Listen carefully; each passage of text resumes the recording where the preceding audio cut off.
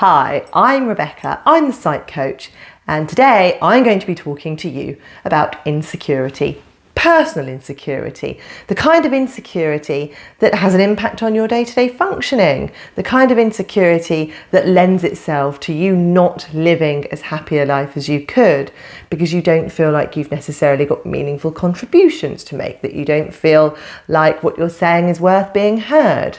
Being insecure is a really unpleasant feeling. Most people wouldn't ask for it. And there are things you can do to try and bolster your sense of personal security and bolster how you feel about yourself. I'm going to give you 5 tips to try and do that. So listen up. Tip number 1 for improving your insecurity and making yourself feel better is to remind yourself of your historical contributions, reminding yourself of the stuff you've done well, reminding yourself of when you've been at events, when you've been at work things, when you've been at school events, and you have made some kind of a meaningful contribution, where you've done well at something. It's really easy to simply focus on the negative and to say, well, I'm no good at this, or I made a social faux pas here, or I wasn't particularly articulate when I was saying this, so I'm not very good. But actually, casting your lens on the meaningful contributions you've made, the stuff you've done well, the successes you've had, the feel-good factor you've had when you've done certain things is really important, because our brains are heavily geared to focusing on the negatives of things. Try and shift your focus onto the stuff you've done well and the stuff you feel good at, because it's that will help boost your confidence and shed some of the insecurity that you're feeling. If you do have a leaning towards insecurity, there's a high chance you will be really focused on the things that you've done historically that haven't been right, that have, been potentially bad, where you've made mistakes. And the more you think about that, the more your insecurity remains. So actually shift your focus onto the historical goodness that you have done, because there is going to be a lot of it. It's just you might have to dig deeper to find it, because the neurological pathway in your brain of focusing on the negative has been too well trodden. Tip number 2 is to conduct an experiment. Conducting an experiment is pretty straightforward. It's where you tell yourself, right, I'm going to go into a situation and I'm going to behave more securely.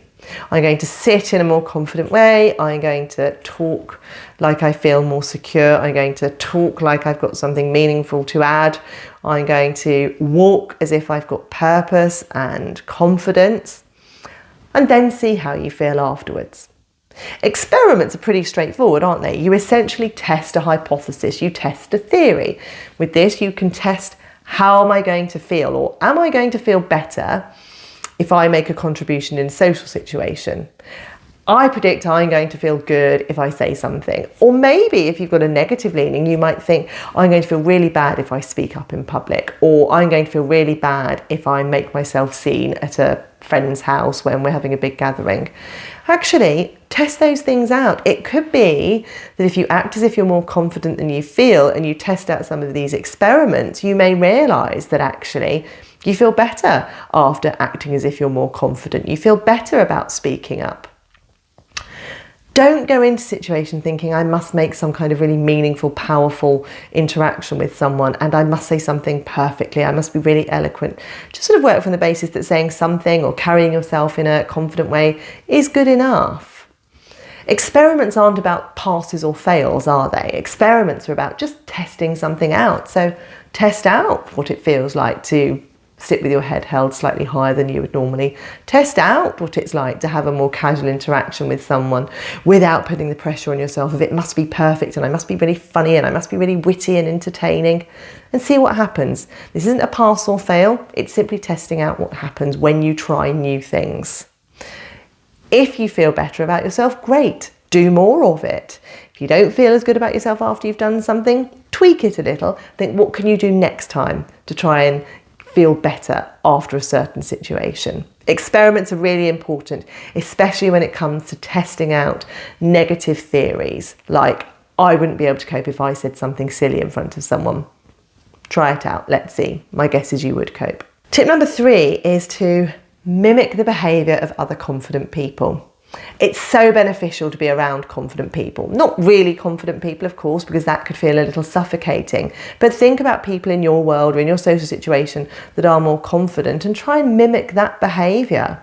By mimicking the behaviour of people you potentially look up to a little bit or admire, or who have a sort of a confident style that you quite like the idea of, can make you feel quite good. So do try and mimic the behaviour of others. Tip number 4 is to hold your head high. Holding your head high. I've spoken about it a lot in my videos, the importance of having more of a power pose position, having your shoulders back, your head held high. But doing that will chip away at some inherent insecurity that you may have, because constantly hiding away from situations and giving into the way you're feeling with your insecurity of shying away is only going to compound the issue. So do try and hold your head high and have a little more confidence. Sit with more confidence than you would normally, because that will help chip away at the insecurity. And tip number 5 is to prime yourself with feel-good feelings. Prime yourself with, I'm going to try and enjoy this situation as much as possible. I'm going to try and enjoy my weekend as much as possible and see how the interactions I have with people, how they go. I'm going to think about how things went last week, or how things were at my last social event, or how things were when I met family, and think about, how good that may have felt. And by doing that, you're priming yourself to feel better about whatever it is you've got to confront this time round.